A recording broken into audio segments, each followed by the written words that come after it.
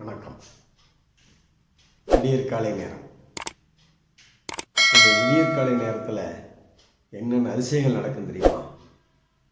இந்த நேரத்தில் காலையில் நேரத்தில் அதாவது 4:30 மணிக்கெல்லாம் எந்திரிச்சு குளித்து ரெடியாகி உங்கள் காலை கடன்லாம் முடித்து தியானமோ இல்லை உடற்பயிற்சியோ செஞ்சு முடிச்சுட்டு உங்கள் வேலையை தொடங்கினீங்கன்னா ஃப்ரெஷ்ஷாக இந்த காலை நேர முயற்சி அருமையான முயற்சி.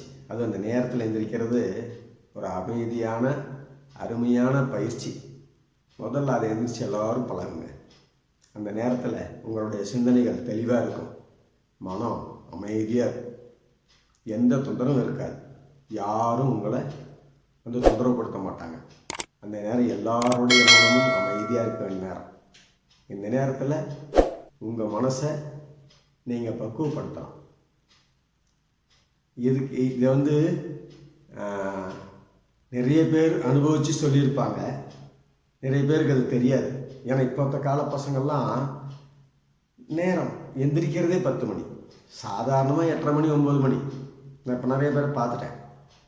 அது அப்புறமேல அவங்களே வருத்தப்படுறாங்க, ஐயோ உங்களை மாதிரி நேரத்தில் எந்திரிக்க முடியலையே அப்படின்னு. அப்புறம் இன்னொன்று, நேரத்தில் எந்திரிச்சு என்ன செய்ய போகிறோம் அப்படிங்கிற ஒரு இது.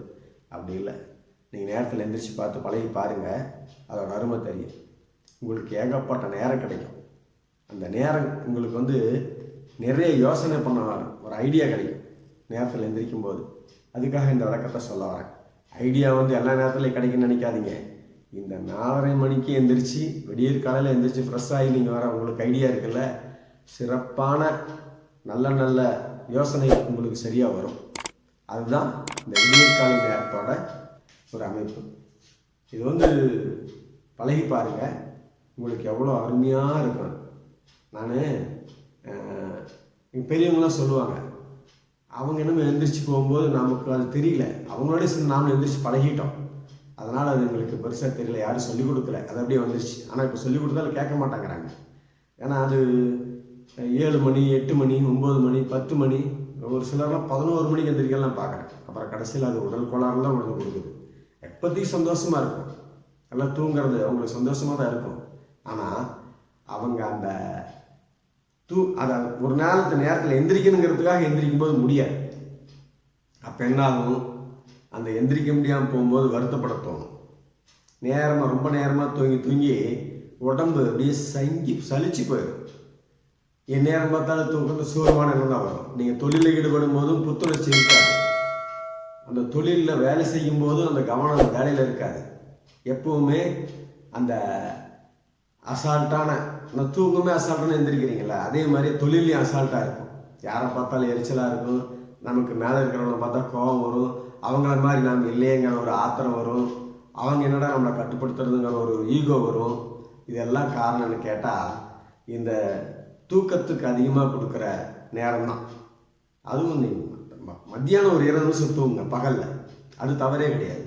அதாவது ராத்திரியில் 4 மணி நேரம் தூங்குறதுக்கு சமம் மதியம் பகலில் 20 நிமிஷம் தூங்குறது. இது அறிவியல் பூர்வமாக அது அறிஞ்சது. நீங்கள் பகலில் அதுக்கு தூங்கணுங்கிறதுக்காக மணிக்கணக்காக தூங்கினீங்கன்னா அதுவும் உடம்புக்கு கெடுதல். பகல் தூக்கம் ரொம்ப சிரமமான உடல் கோளாறுகளை கொடுக்கும். ஆகையால் இந்த பகலில் தூங்குறத ஒரு 20 நிமிஷம் தூங்க அதிகபட்சம், அதுக்கு மேலே தூங்க வேண்டாம். அது என்ன பண்ணும், உடல் எடை கூடும், பல பிரச்சனைகள் வரும். உடல் எடை கூடுனாவே என்னென்ன வரும், ப்ரெஷரு, சுகரு, பிபி, அது இது, அந்த நம்ம இப்போ உடல் புது நோயெல்லாம் வந்துட்டு இருக்கு. அதான் நமக்கு சொல்ல தெரியும். இந்த மாதிரி நோயெல்லாம் தவிர்க்கணும்னா பகல் தூக்கத்தை தவிருங்க, பகலில் தூங்குங்க. பகலில் இரவில் தூக்கம் கேட்டால் பகலில் ஒரு 20 நிமிஷம் தூங்குங்க, அது உங்களுக்கு சரியாக போயிடும். அதே மாதிரி உணவு வகையிலையும் நீங்கள் நிறையா மாற்றத்தை கடைப்பிடிக்கணும். இந்த உணவு வகை என்ன பண்ணுது, உங்களை உடல் கோளாறு கொடுக்குது. எதில் பாரு மசாலா பொருள், இதில் பாரு இந்த அஜினோமோட்டோ, தேவையில்லாத உப்புக்கள், தேவையில்லாத டேஸ்ட் கலர்கள், இதெல்லாம் சேர்த்து அதுவும் அந்த உணவு பழக்கமும் உங்கள் உடல்நிலையை கெடுக்க வைக்குது. இதுக்கு காரணமும் அந்த தூக்கம்தான்.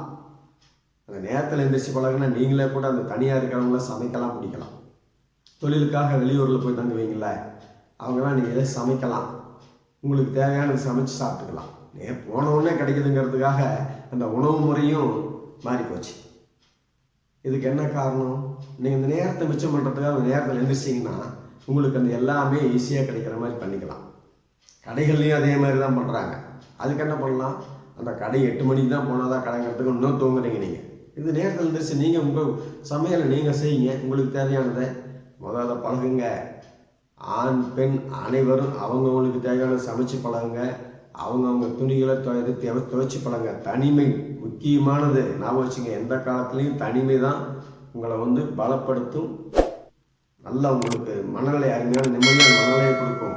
யாரையும் இதுக்கு நான் குறை சொல்ல வரல. உங்களை சரி பண்ணிக்கணும்னா நீங்கள் முதல் வேலையாக நேரத்தில் தூக்கத்துலேருந்து விழிக்கிறத பழகுங்க. அது எத்தனை மணி, 4:30 மணிக்கு எந்திரிச்சு பழகுங்க. அது ஒரு தனிய சந்தோஷம். எந்திரிச்சு பாருங்கள், அப்புறம் தெரியும். என்னடா ஒரு புலம்புறாருன்னு சொல்லி போட்டு நினச்சிட்டு இருக்காதீங்க. எந்திரிச்சு பழகுங்க. அப்புறமேல் உங்களுடைய அந்த அருமையை புரிஞ்சதுக்கப்புறம் எனக்கு கமெண்ட் பண்ணுங்கள். என்ன தொடர்பு கொள்ளலாம். உங்களுக்கு தேவையானதை கேட்டுக்கலாம். நான் என்ன விதமான கேள்வி கேட்டாலும் நான் பதில் சொல்ல தயாராக இருக்கேன். ஏன்னா இது வந்து இறைவன் கொடுத்த வரம், வாழ்க்கை. அதை வந்து நல்லபடியாக நிம்மதியாக வாழணும். அந்த வாழ்க்கை வந்து இன்னொருத்தருக்கு சிரமம் கொடுக்கறது வாழ்க்கை இல்லை. முதல் நமக்கு நாமே சிரமம் கொடுத்துக்காமல் இருக்கிற வாழ்க்கை பழகணும். அதுக்கு முதல் நம்ம உடம்பை பாதுகாக்க நோய் நொடி இல்லாமல் வாழ தெரியணும். அது அந்த விடியற்கால வாழ்க்கை கண்டிப்பாக உங்களுக்கு உதவும். நேரத்தில் எந்திரிச்சு பாருங்கள். உடலில் இருக்கிற அத்தனை தொல்லைகளையும் நீங்கிறதுக்கு வழி கிடைக்கும். நிறைய நிறைய நிறைய அனுபவம் உங்களுக்கு கிடைக்கும். இது வந்து எனக்கு சொல்லணும்னு தோணுச்சு, சொல்லியிருக்கேன். நண்பர்கள் கேட்டு பயன்பெறுங்கள். நன்றி.